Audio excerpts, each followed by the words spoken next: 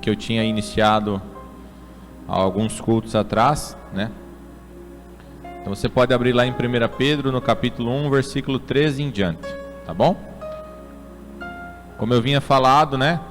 Eu quero esse ano, se Deus assim permitir, né? Se eu não estiver enganado naquilo que eu estou ouvindo de Deus, até então eu creio que é isso. Eu quero estar explorando um pouquinho essas cartas, né? Essas cartas de Pedro, João, Judas, como a gente já fez, Tiago. São livros assim que nos cobram um pouquinho mais de maturidade, um pouquinho mais de santidade, né? A gente tem muita palavra de graça, né? De amor, isso é bom, isso é bíblico, isso faz parte do Evangelho, mas a gente quer levantar, né? Não só um ensino da palavra, um modo de ensino, porque aqui a gente vai discernindo texto a texto, dentro do contexto histórico, né? Dentro da realidade local, a gente tenta explorar todos esses aspectos, mas a gente quer levantar um mover no sentido de despertar de volta na igreja a santidade, despertar de volta na igreja esse anseio por santidade. E no culto que eu ministrei, no último culto que eu ministrei, a gente explorou até um pouquinho dos aspectos da santidade, se vocês recordam, né? Que o primeiro aspecto é a justificação, após a justificação vem a santificação, e por último, né, quando Jesus voltar e levar a sua igreja, a glorificação, que é o último processo da salvação. Se você não estava aqui, você pode ir lá nas redes sociais e estar revendo, assistindo esse culto, para que você possa entender melhor o que a gente vem falando. Então nós vamos iniciar lá no versículo 13. Vou estar lendo versículo a versículo e tentando ministrar isso da melhor maneira possível. O título que está aqui na minha Bíblia diz assim: o encorajamento a uma vida santa.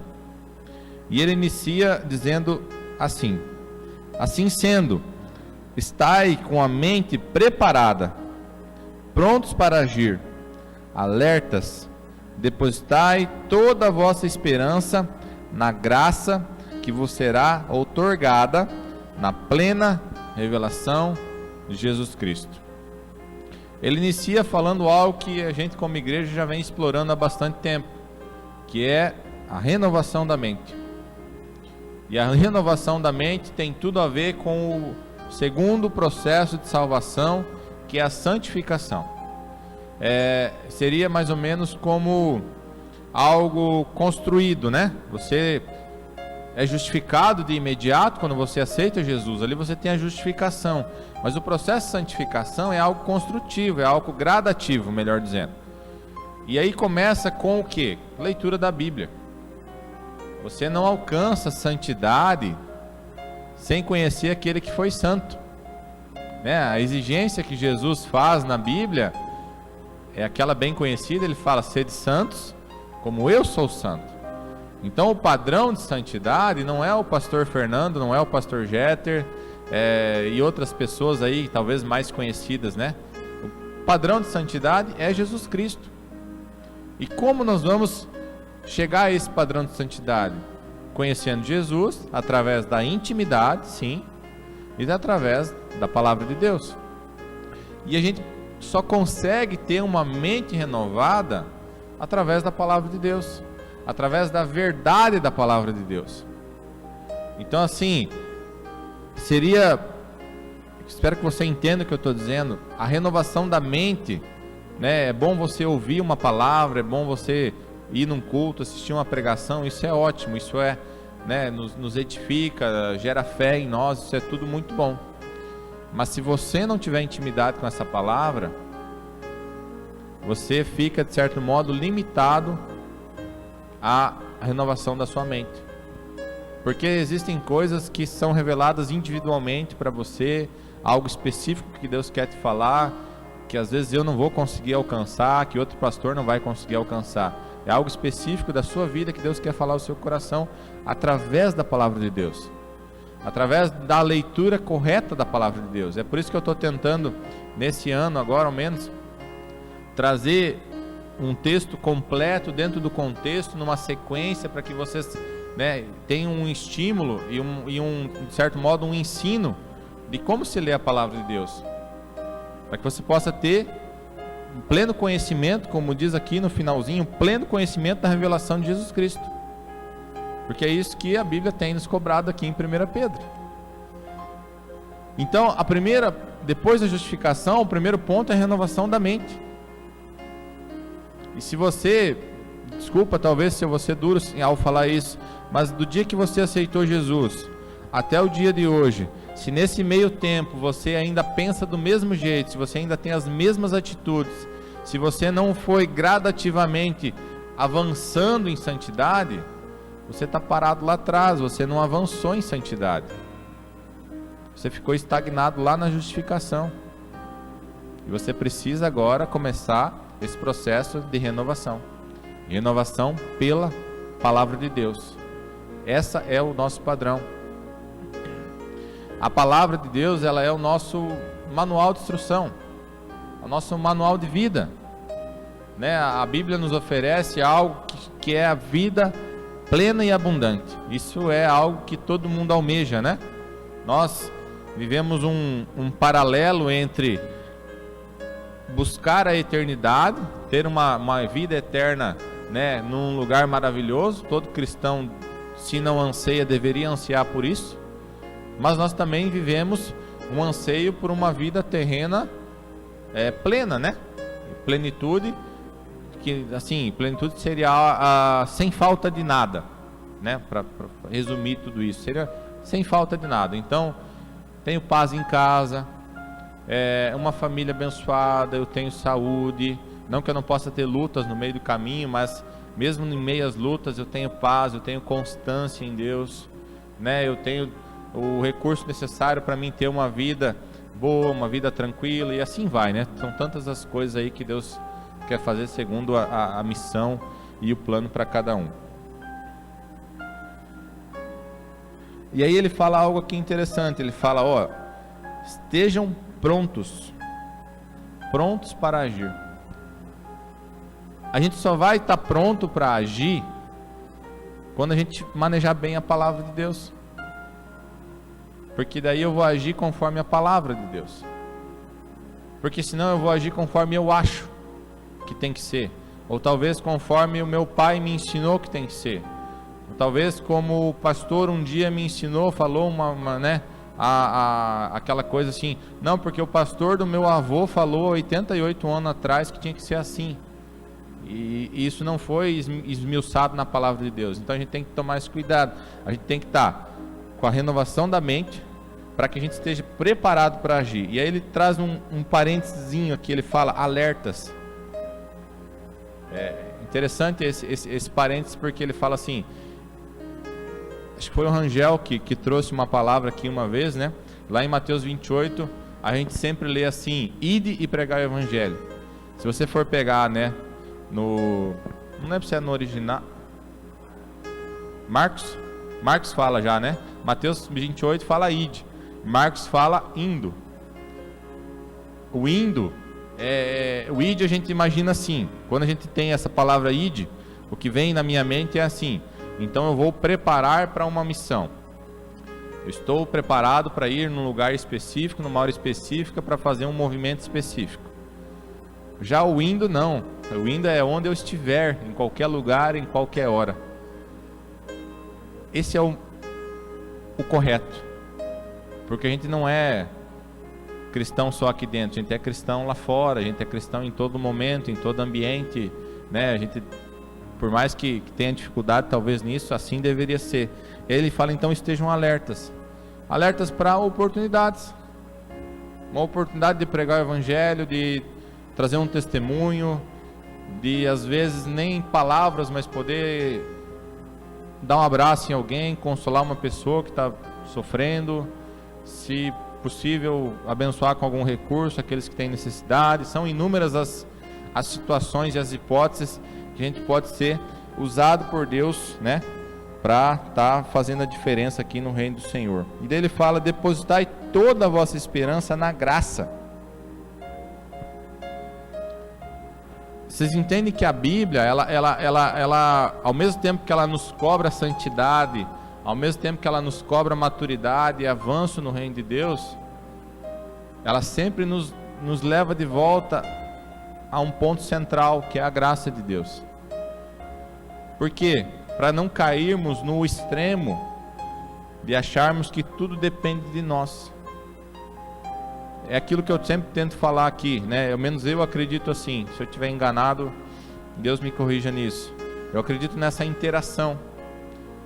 A gente já ministrou também sobre isso, né? Que existe lá, né? Quando a gente falou dos eleitos de Deus, tem o plano de Deus, tem a ação de Deus para nos alcançar, tem a ação do Espírito Santo para nos convencer, e após isso tem o para, e aí é Jesus. Jesus nos chama para a obra. Então seria uma coisa misturada. A graça, a santidade, a maturidade, todas elas são pontos centrais do cristianismo. Uma não anula a outra, uma não sobrepõe a outra, apenas estão em condições e lugares diferentes. Então, depois que ele fala assim, depois que vocês conhecerem, tiverem a plena revelação de Jesus Cristo, não esqueçam da graça de Deus. Não esqueçam que foi pelo sacrifício de Jesus que vocês hoje podem de novo ter acesso a Deus, ter comunhão com Deus. Porque senão a gente cai no legalismo, a gente cai lá no, né, o que era muito, o que era a realidade na época, a gente cai lá no farisaísmo. Vocês estão entendendo? Conforme Deus vai dando, Deus vai falando, Deus vai nos ensinando, nos amadurecendo, mais nós temos que depender dele. Esse é algo difícil, né? Porque todos nós somos humanos, todos nós temos um corpo, temos uma alma, e às vezes a nossa alma tenta nos corromper, porque aí começa a vir orgulho, talvez reconhecimento, aplausos, né? Isso mexe com a gente. Isso mexe com a gente. E aí às vezes Deus precisa ir lá dar uma chatadinha, dizer, meu filho, não esquece de onde tu saiu. Não esquece quem tu era lá atrás, o que eu fiz na tua vida. Você é isso que é hoje graças a mim. Você fez tua parte, você se dedicou, avançou, leu a Bíblia, se esforçou em ser santo, né, em ser parecido comigo. Mas não esqueça que tudo isso é graças a mim. Porque como diz Jesus, sem mim, nada podereis fazer. Vocês estão entendendo a correlação de uma coisa e da outra? Que uma coisa não anula a outra, que as duas estão entrelaçadas. E é isso que a gente tem que tentar viver. Porque não é agora só o evangelho da graça e também não é só o evangelho da cobrança. As duas estão andando juntas. A Bíblia fala isso. E aí ele fala aqui no finalzinho desse versículo, né, que você será outorgada na plena revelação de Jesus Cristo. Outorga, né? Outorga seria a transferência de poder. Então, o que ele está tentando dizer aqui, ao menos eu entendi assim, ele está dizendo, meu filho, quando você chegar num ponto de maturidade da plena revelação de Jesus Cristo, eu vou transferir poder para você, autoridade, para usar o meu nome, para fazer a minha obra, porque daí, por mais que o nome de Jesus pode ser usado por qualquer um, tá? Mesmo você não tendo a plena revelação de Jesus Cristo, se você tiver fé, você ora por um enfermo, clama ali no nome de Jesus, e eu creio que aquela pessoa pode ser curada, sim. Mas, como eu já falei aqui também, poder sem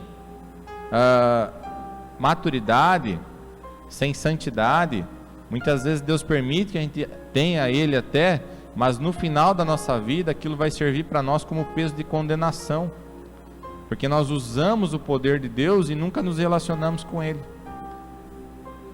Então o padrão de Deus não é que você use o poder dele, que você use o nome dele e viva afastado dele.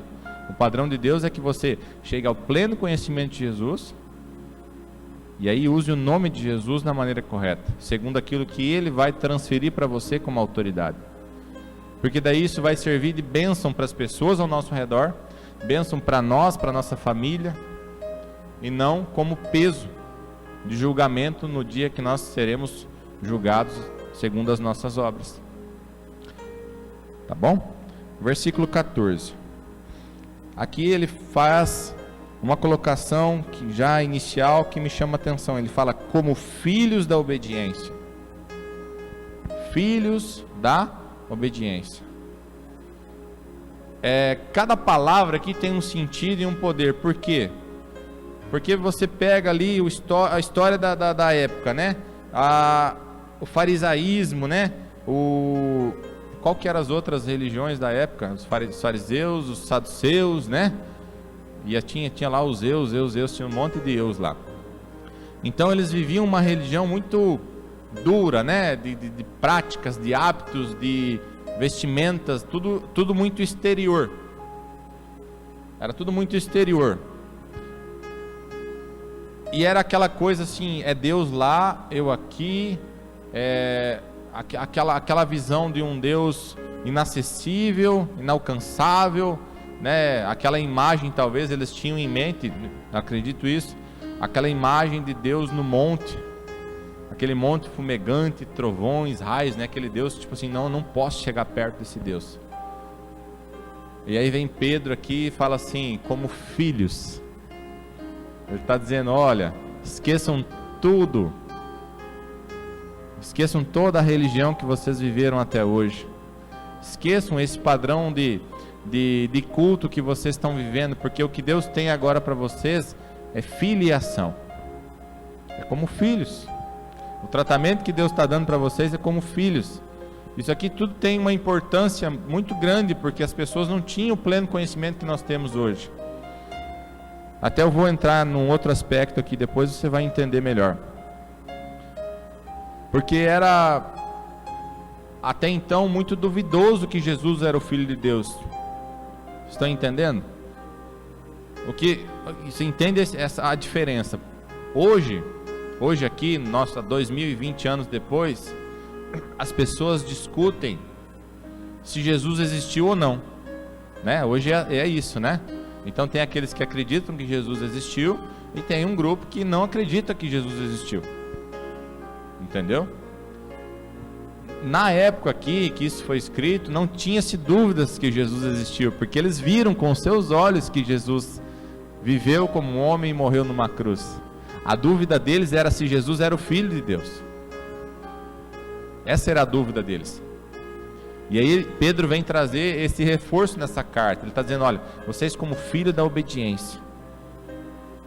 Ao mesmo tempo que ele chama de filhos, ele dá uma condição para esses filhos. Ele fala, vocês são filhos pela obediência. Porque se nós, né, fomos filhos da desobediência, o nosso pai não é Deus. O nosso pai é outro, né? Então ele traz esse ponto aqui. E daí ele fala assim, não permitais que o mundo vos amolde as vossas paixões que tinhais outrora, quando viveis na ignorância.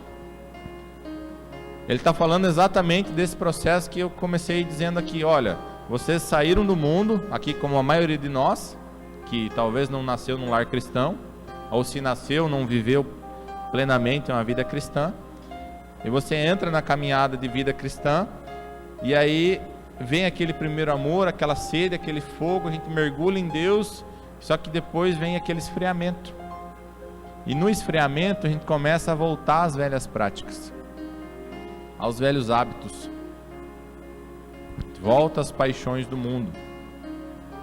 Isso é algo que eu falo aqui muito para vocês, e tento seguir isso na minha vida, que com Deus a gente não tem estacionamento, ou a gente está avançando, ou a gente está regredindo. Então ele fala isso aqui, ou vocês se amoldam segundo a palavra de Deus, ou vocês voltam às velhas práticas. É isso que ele vem dizer. E ele fala aqui, quando viveis na ignorância. Essa palavra ignorância é uma palavra que aqui no Brasil ela é mal interpretada. Ignorância, o sentido da palavra ignorância é falta de conhecimento. Se eu falar aqui, Dudu, você é um ignorante segundo tal assunto, as pessoas se ofendem porque elas entendem que a pessoa é burra. Mas ignorância não tem a ver com burrice, tem a ver com falta de conhecimento. E por isso que ele está trazendo a importância dentro desse texto, o contexto é dizer, vocês precisam conhecer. Se você não conhecer, você não consegue mudar, e você vive na ignorância. E aí eu gosto de fazer essas brincadeiras, né? Eu perguntei isso já, eu espero que talvez vocês tenham estudado. Quem aqui teria ousadia de pegar o microfone e vir aqui na frente agora e explicar, uma forma pode até ser muito simples, o processo redentivo da salvação de Jesus Cristo?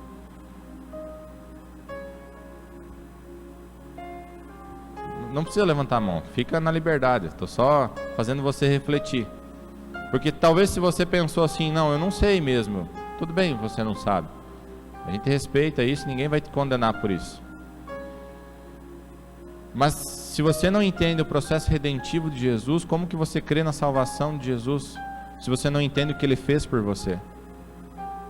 Como você crê em algo que você não entende? Isso não é fé, porque a fé ela não é burra, ao contrário do que muitos pensam. A fé é algo inteligente. Então eu sei o que Ele fez por mim, e porque eu sei o que Ele fez por mim, eu creio nele. Estão entendendo a importância de conhecer, a importância de estudar, a importância de se aprofundar nas coisas de Deus?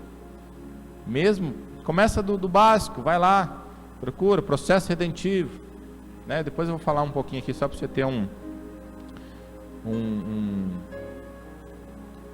no que começar. Versículo 15 e 16.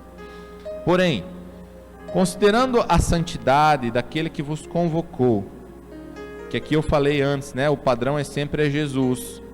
Então Pedro deixa isso claro. Ele fala, ó, considerem a santidade daquele que vos convocou. Não é Paulo, não é Pedro, né? É Jesus. Jesus é o nosso alvo.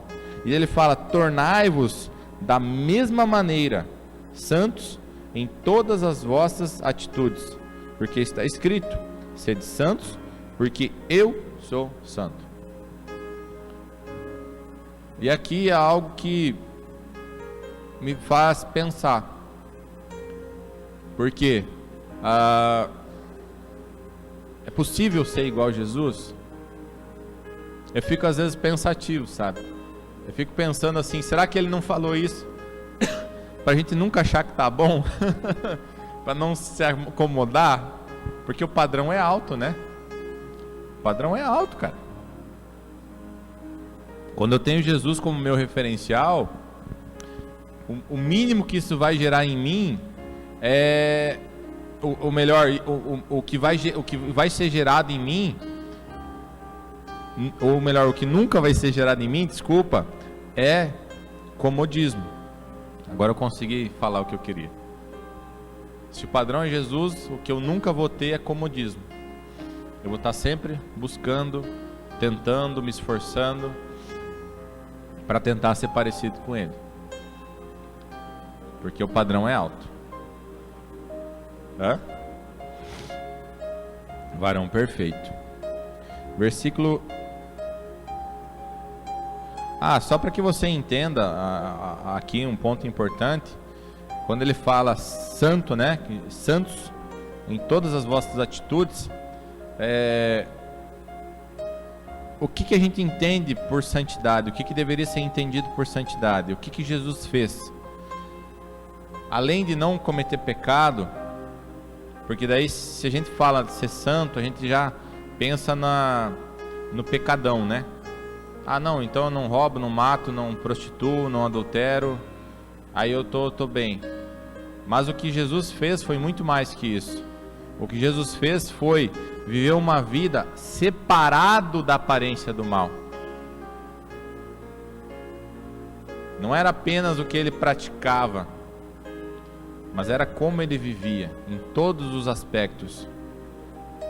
Porque em nenhuma atitude de Jesus, em nenhum momento de Jesus, além de a gente não encontrar pecado em Jesus, você não consegue fazer apontamentos de coisas que possam botar em descrédito o seu ministério. Por quê? Porque ele decidiu se separar do mundo.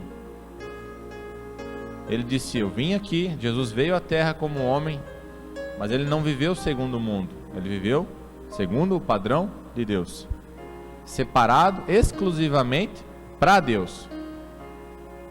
Isso foi o que Jesus fez. Então não existia nele aparência de mal nenhuma. E aí a gente começa, eu acredito que todo mundo dança aqui, né? Porque por mais que a gente se esforce em não pecar, muitas vezes a gente se esforça em não pecar, mas a gente flerta com o pecado. É aquela historinha, o pecado está aqui, né? A gente não está no pecado, mas a gente está andando no precipício, né? E aquilo nos dá uma aparência de mal.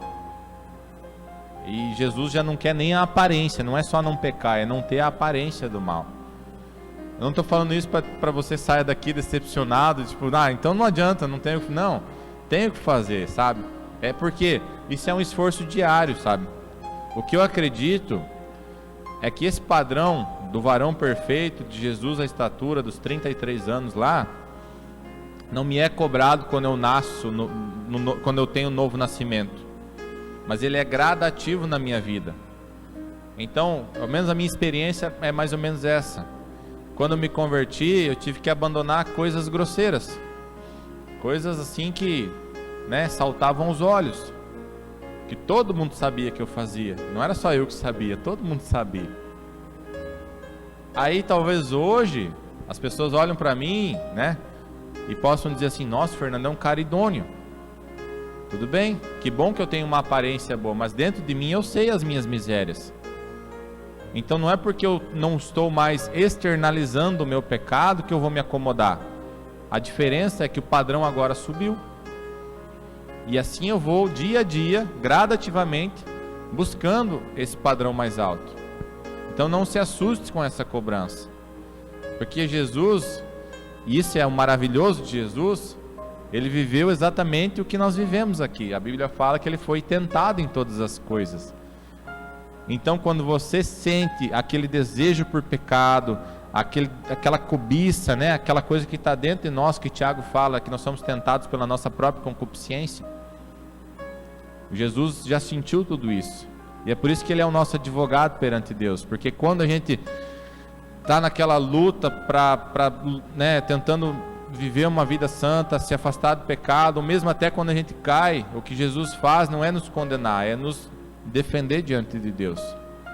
É dizer: olha, eu já fui homem, eu já vivi um corpo, eu sei como isso é difícil. E a gente tem aquele processo de se arrepender, de pedir perdão, encontrar misericórdia diante de Deus e recomeçar tudo de novo. Isso é maravilhoso de Jesus. Ao mesmo tempo que nos é cobrado algo grande, a misericórdia nos alcança. As coisas estão sempre, né, correlacionadas uma com a outra. Versículo 17. Ora, invocais como Pai aquele que julga imparcialmente as obras de cada pessoa. Procedei com sincero temor reverente durante a vossa jornada terrena. Ele está falando aqui de reverência. A Liliane falou há alguns dias atrás, ela falou sobre temor, né? Eu lembro do culto que a Liliane trouxe, algo assim que é muito precioso, porque às vezes a gente vive tantas coisas em Deus, vive, né, tem intimidade, né, lê Bíblia, lê livro, vai nos cultos, vai na igreja e perde o temor. Eu até contei aquela história, não sei se vocês recordam, do pastor, né, que acabou preso. A Liliane citou, o Rangel citou. O cara até amava Jesus, mas ele perdeu o temor a Deus e se desviou, entendeu? Isso é possível, é estranho, mas é possível. Então ele está falando aqui de um respeito absoluto a um pai. Toda vez que você ouvir a palavra temor, lembre sempre da palavra pai. Porque senão você vai talvez não entender o que é temor. Temor, ele é um respeito, é mais ou menos assim. Medo. Eu tenho medo do meu pai, porque se eu errar, eu sei a consequência que eu vou viver. Isso é medo. Mas não é isso que Jesus nos pede para ter, não é isso que Pedro nos pede para ter. Ele pede para que a gente tenha temor. E temor o que é? Temor é, eu não quero fazer para não desonrar meu pai. Não é medo da consequência, mas é para que eu não desonre ele. Isso é temor. Respeito absoluto a um pai que é grandioso em amor e poder, e ao mesmo tempo severo e intransigente quanto ao que é saudável, bom e correto. Deus, ele tem, a Bíblia fala da multiforme graça de Deus. Então, quando a gente imagina Deus, é um só, né? Mas são muitas faces de Deus. E ele sendo Deus, ele consegue manifestar todas essas coisas ao mesmo tempo. Então eu tenho um temor a Deus, eu quero honrá-lo a Deus, quero honrar a Deus. E Deus, ele é bom, ele é misericordioso, mas ao mesmo tempo que ele é bom e misericordioso, ele é justo e reto. Então, se eu me desvio do caminho de Deus, se eu desonro a Deus, eu posso encontrar graça e misericórdia, mas eu também vou ter consequências, porque senão não seria justo, e Deus é justo. Sabe, essas coisas são manifestações de Deus. Vou pedir que coloque só 2 provérbios. Consegue colocar ali, por favor, Provérbios 1:7. Fala um pouquinho também sobre temor.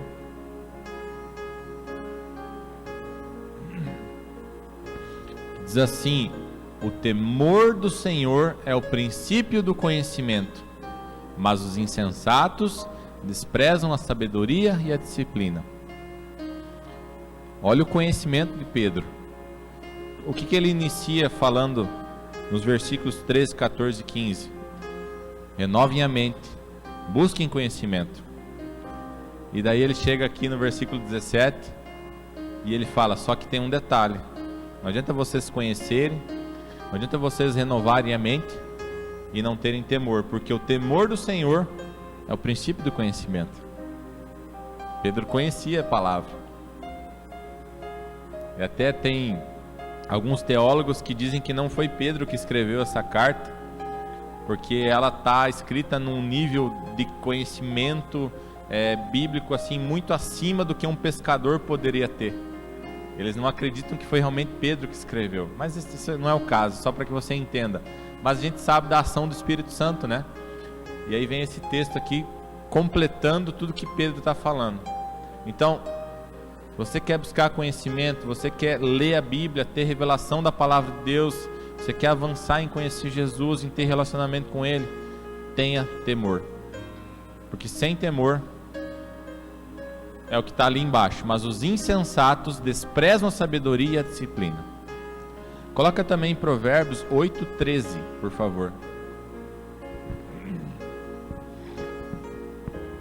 Diz assim: temer ao Senhor é odiar o mal. Odeio o orgulho e a arrogância, o mau comportamento e o falar perverso. Eu vi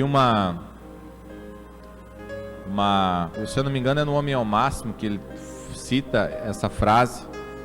Ele diz assim: a gente sabe que está amando Deus de verdade quando a gente começa a amar o que Deus ama e odiar o que Deus odeia. E aí eu sei que realmente eu estou amando a Deus de verdade. É o que ele está falando ali. O temer ao Senhor é odiar o mal. Como eu falei antes, então não é viver no precipício. Viver no precipício não é temor. Viver no precipício é um risco. Mas se você teme a Deus, você vive afastado. Afastado do mal. Você odeia o mal. Você coloca aquilo para longe da sua vida. É o que está lá, né? Se for necessário, arranque seu olho, arranque sua mão, para que você possa ter uma vida santa. Versículo 18. Porquanto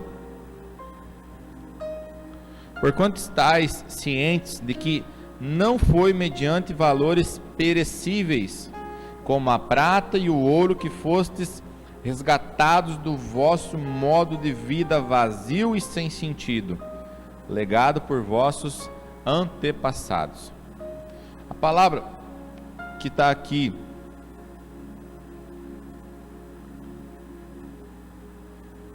resgatados, aqui eu quero falar um pouquinho da redenção que eu tinha falado para você. Essa palavra resgate aqui na Bíblia, ela sempre tem uma conotação no sentido de livrar alguém da escravidão ou condenação mediante o pagamento de multa ou fiança. Isso é resgatar alguém. Por quê? Se você vai lá em Êxodo 33 e 35, se eu não me engano, lá tem instituída a lei de Deus. E a lei de Deus está lá dizendo mais ou menos assim, não vou ler aqui para você, vou só tentar lembrar como é que está lá.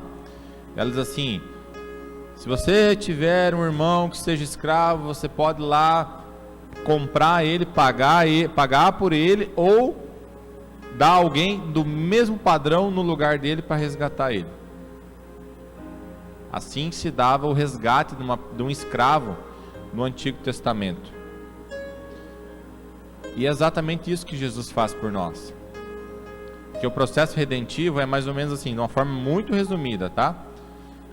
Lá em Adão, lá no Éden, Deus dá uma palavra: se você comer da fruta, vocês vão morrer.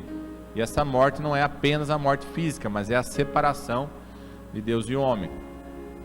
E ali, naquele momento, nós deixamos de pertencer plenamente a Deus e passamos a pertencer a Satanás.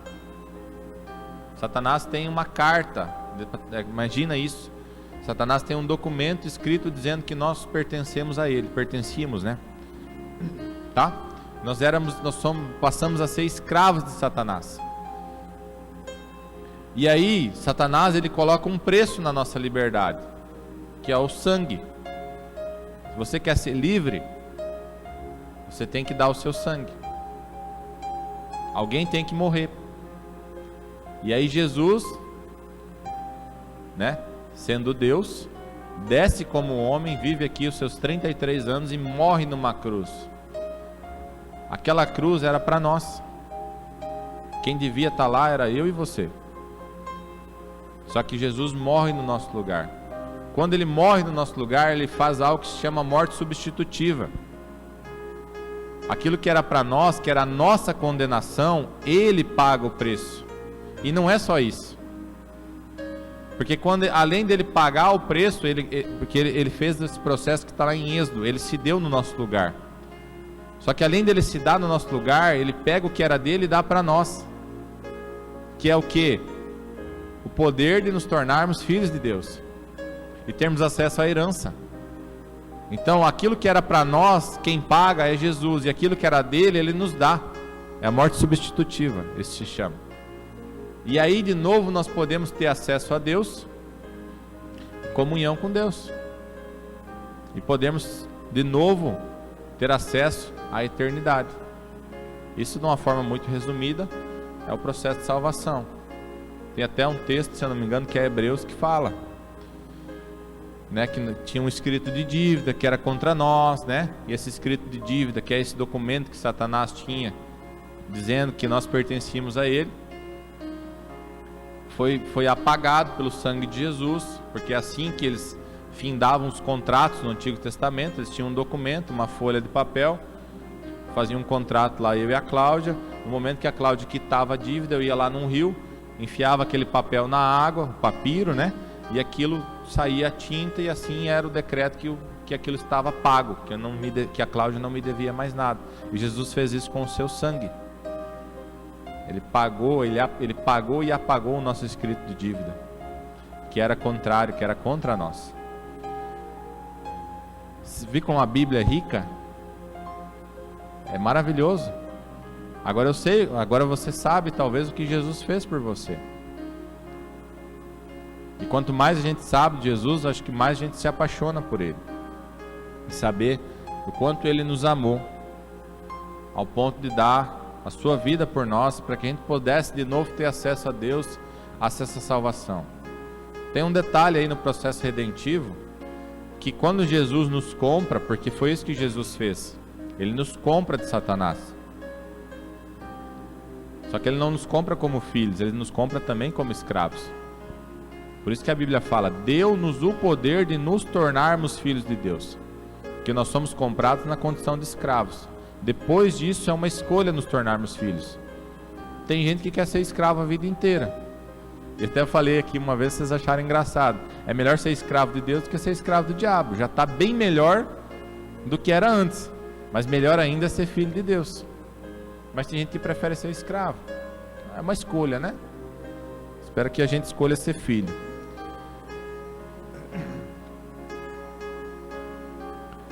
XIX. Mas fostes resgatados pelo precioso sangue de Cristo, como de cordeiro, sem mácula ou defeito algum. Para quê? Bom, eu vou falar uma outra coisa, para que você possa entender o que eu quero dizer depois. Você sabe que no Antigo Testamento existiam muitos sacrifícios, né? Eram animais que eram sacrificados, né? Para tentar apaziguar o pecado, né? Do homem, né? Assim era feito no Antigo Testamento. Ele era uma prefiguração do sacrifício vicário de Jesus na cruz. Ele era um anúncio do que ia acontecer. Então, eu cometi um pecado, aí conforme meu pecado tinha um sacrifício específico, né, um animal específico, segundo a minha condição financeira. Aí eu pegava aquilo e fazia lá, entregava para o sumo sacerdote, ele fazia o sacrifício, e aí o meu pecado estava apagado, temporariamente. Aí no outro ano eu tinha que voltar lá e fazer de novo, e fazer de novo, e fazer de novo. Isso não tinha fim. Mas para que esse sacrifício pudesse ser feito apenas de uma vez por todas, tinha que ser um sangue perfeito. Alguém sem mancha, sem mácula, sem ruga. E esse foi Jesus. João, ele fala assim: o cordeiro que tira o pecado do mundo. Jesus foi esse cordeiro. Aí a gente lembra da Páscoa, né? A Páscoa, até teve uma situação uma vez que aconteceu comigo com a Cláudia.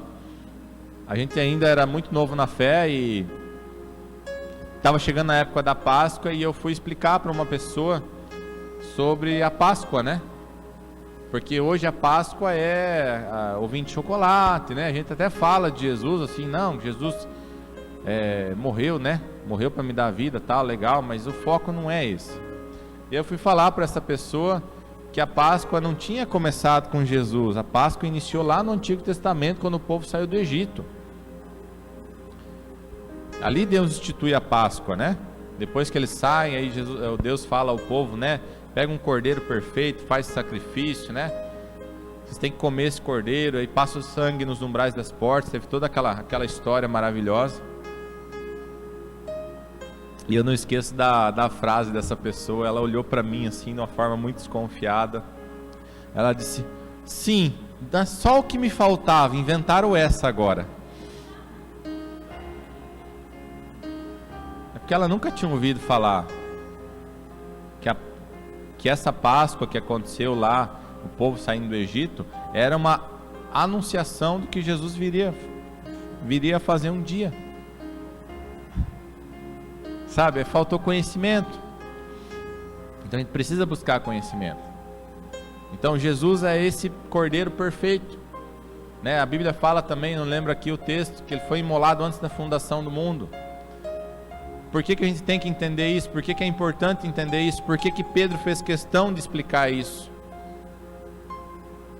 Porque ali, como eu falei antes, Pedro estava fazendo questão de provar para essas pessoas a divindade de Jesus. Ele está dizendo assim: olha, o que vocês estão dizendo que ele é um profeta, que ele é um homem, talvez muito sábio, não, ele não é isso. Ele é o Filho de Deus. Ele é o Filho de Deus. Jesus sempre existiu. Ele é alfa e o ômega, o início e o fim. Ele estava tentando convencer aquele povo da divindade de Jesus, porque, como eu falei antes, eles não tinham dúvida que Jesus existiu como homem, porque eles viram, eles viveram aquilo, né? Foi algo que impactou o mundo naquela época. Então não tinha dúvidas quanto a Jesus homem. A dúvida era se ele era filho de Deus. E aí Pedro fala, ó, aquele sacrifício que foi feito lá na Páscoa, né, que foi pedido um cordeiro perfeito, era a anunciação de Jesus do que ele viria fazer, do que ele fez aqui por nós. Era uma forma de tentar convencer aquele povo e nos convencer da verdade de Deus. Versículo 20 diz assim: conhecido de fato antes da criação do mundo.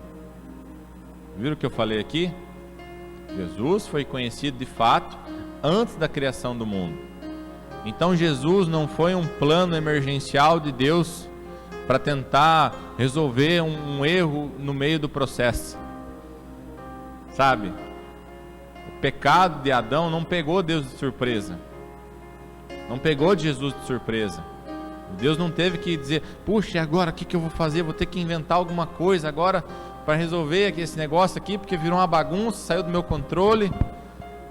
Não, tudo já estava planejado lá atrás. Jesus já estava pronto, né? Ele já sabia o que ele viria, porque ele viria para a terra no momento certo, o que ele faria por nós, que ele morreria numa cruz. Você está entendendo? Isso é extremamente importante saber disso. Porém, ele fala, conhecido de fato antes da criação do mundo, porém revelado nesses últimos tempos em vosso favor. Uma vez eu estava, não sei se eu estava lendo ou assistindo algo, e essa pessoa falou algo muito interessante. Ela falou que Jesus, ele veio ali na época em que Roma dominava o mundo, né? E que foi um momento estratégico. Por quê? Porque naquela época Roma pavimentou o mundo inteiro, sabe? Fizeram estradas, então as pessoas começaram a ter acesso às cidades, a se movimentar, né? Tinha aquele, as notícias corriam, né? Tinha toda essa estrutura. E aí Jesus vem exatamente nesse momento para que ele pudesse morrer e a notícia se espalhasse para o mundo inteiro. Então ele vem num momento estratégico do mundo. É algo assim que Deus entendeu como um momento perfeito para que isso acontecesse. E aqui no versículo 20 ele está fazendo a confirmação da divindade de Jesus. Como eu falei, alguns acreditavam que Jesus era homem, mas não acreditavam na sua divindade. Jesus, ele teve essa característica de ser Deus, e aí a Bíblia fala que ele deixa de ser Deus, se faz homem igual a nós aqui na terra. Ele abre mão dos seus atributos divinos, vive como homem, morre, ressuscita no terceiro dia. E ele fica mais 40 dias na terra como homem, e aí ele é levado aos céus, e ele está ainda sentado à direita de Deus Pai Todo-Poderoso. Lá em Apocalipse, se eu não me engano, fala que quando nós nos encontrarmos com Jesus, nós ainda vamos ver as marcas dos cravos nas suas mãos. Aquilo demonstra a humanidade de Jesus. Ele mesmo ainda sendo Deus, ele tem as marcas lá nos seus pés e nas suas mãos, para demonstrar que ele veio e o que ele veio fazer por nós. Versículo 21. Por intermédio dele, de Jesus, credes em Deus, que o ressuscitou dentre os mortos e o glorificou, de modo que a vossa fé e a vossa esperança estão firmados em Deus. Como eu falei aqui, ele está findando a explicação do processo redentivo. Ele está falando, olha, tudo isso que Jesus fez por vocês, por nós, é para que a gente pudesse, de novo, nos conectar com Deus. Que Jesus é essa ponte que nos liga a Deus. Sem Jesus a gente não consegue se conectar com Deus. Jesus, a Bíblia fala em Timóteo que Jesus é o único intermediador entre Deus e os homens. Imagina assim, para ficar algo mais simples para você entender, Jesus seria hoje o correio, não o brasileiro, né? Porque o daqui é uma vergonha, mas o correio americano. Ele pega as nossas informações, leva a Deus, pega de Deus, traz para nós e fica aquele movimento de comunicação. Isso só pode ser feito através de Jesus. Por isso a gente fala tanto da importância da comunhão com Ele, a importância de você crer em Jesus, de você acreditar em Jesus, saber o que Ele fez. Deixa eu ver o horário aqui. Acho que eu vou encerrar, eu vou deixar o próximo para outro dia. Bom, eu vou terminar aqui, tem 4 versículos. Aqui ele está dizendo no finalzinho o exercício do amor cristão. Versículo 22. Considerando, pois, que tendes a vossa vida purificada pela obediência à verdade que leva ao amor fraternal, não fingido, amais uns aos outros de todo coração. Isso aqui, se você não entender aquilo que nós explicamos alguns cultos atrás, do processo da salvação, você vai ficar talvez um pouco em dúvida quanto à graça, porque o que ele está falando aqui? Tendes a vossa vida purificada pela obediência à verdade. E aqui o verdade é a letra maiúscula, ele está falando de Jesus. Ele está falando desse segundo aspecto da salvação, que é a santificação, que hoje ninguém fala. Todo mundo bate em cima da justificação. Você aceitou Jesus, está tudo resolvido. E aí Pedro vem lembrar, diz, gente, não é só isso. Depois disso tem algo a ser feito. É obediência à verdade, obediência a Jesus. Ele fala, para quê? Que nos leva. Ele está dizendo assim, olha, quando você amar Jesus, quando você obedecer a Jesus, a consequência disso é que você tenha um amor fraternal, um amor não fingido, sincero. E ele fala, amai uns aos outros de todo o vosso coração. Eu acho que de tudo, ao menos para mim é assim, talvez para você não. De tudo que Jesus nos cobra, de tantas coisas que a gente tem na palavra aqui, eu acredito que a mais difícil é amar o próximo. Para mim é. Porque amar os legalzinhos é fácil, mas tem uns que é difícil, dá trabalho.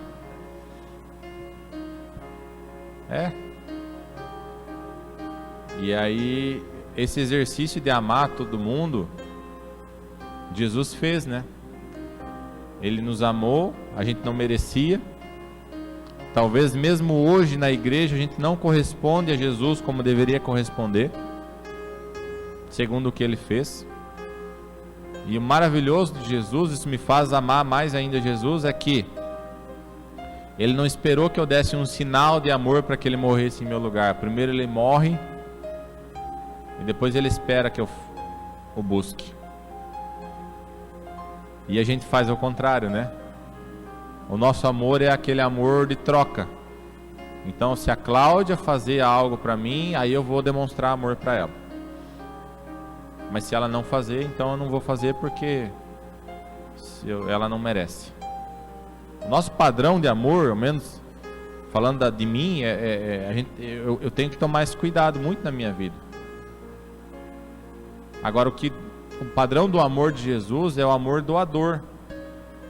É aquele amor que quando você olha para uma pessoa e você vê que ela não merece. Puxa, essa pessoa... Vamos falar do próximo, né? Que aqui está falando do amor ao próximo. Quem é o nosso mais próximo? Pai, mãe, esposa, filho. As pessoas que a gente mais convive.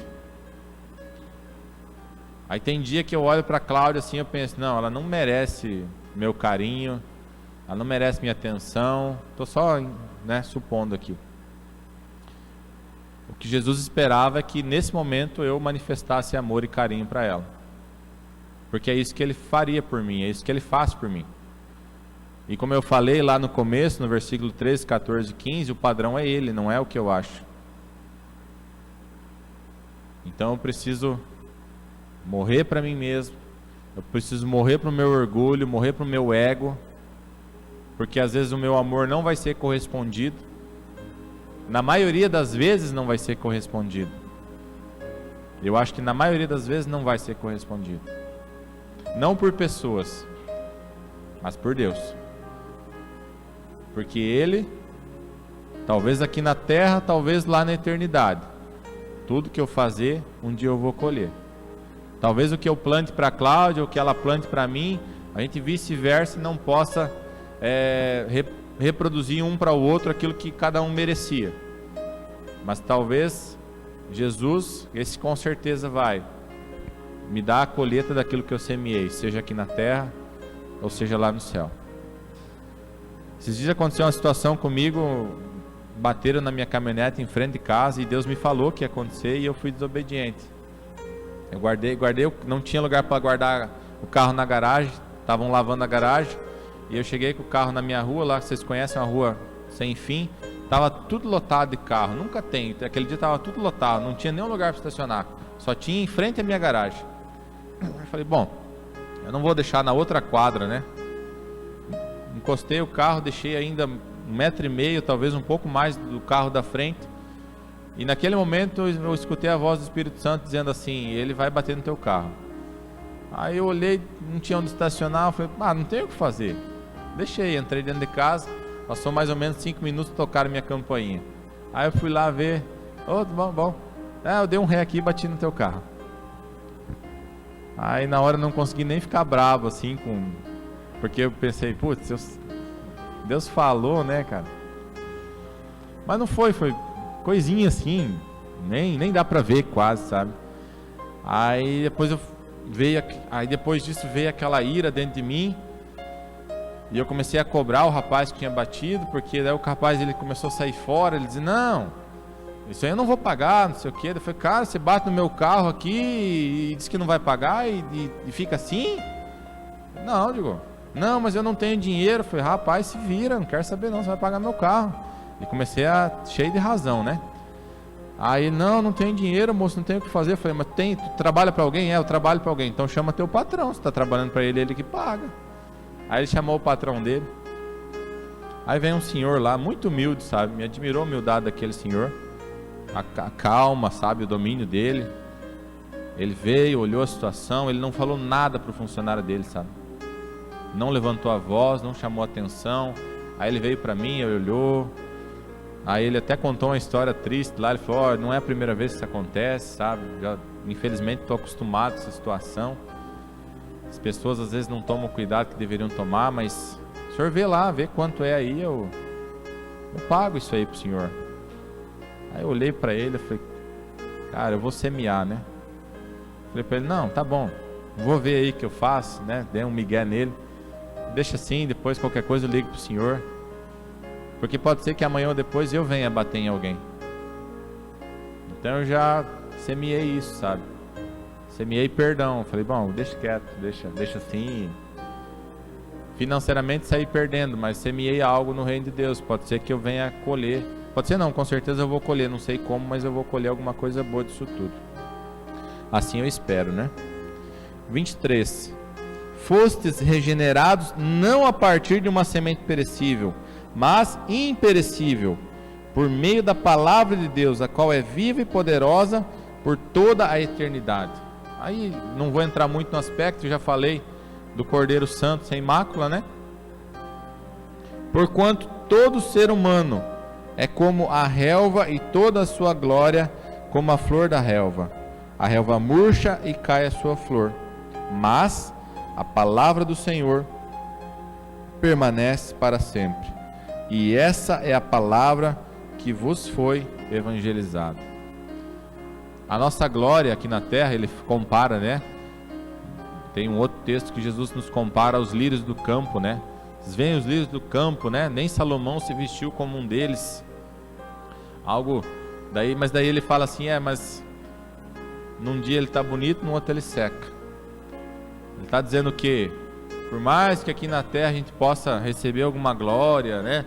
Fazer alguma coisa, o que permanece para sempre é a palavra de Deus. E esse é o maior legado que eu posso deixar, que você pode deixar. Seja aqui na igreja, seja para a tua família, é o legado da palavra de Deus, porque essa Bíblia diz que essa nunca volta vazia. Toda vez que a palavra é lançada, ela vai produzir algo, seja bom, ou seja, não ruim, mas seja algo que venha a pesar depois lá na frente. Porque ninguém passa pela palavra de Deus e fica do mesmo jeito. A gente sempre vai reagir de alguma maneira, ou vai melhorar, ou vai sair da ignorância e saber que está errado, e isso vai ser um agravo para nós, quem sabe, lá no final dos tempos. Vamos ficar de pé, que a gente possa encerrar. Depois a gente vai ter nosso culto de ceia ainda, nossa ceia, o culto está tendo, né, a ceia.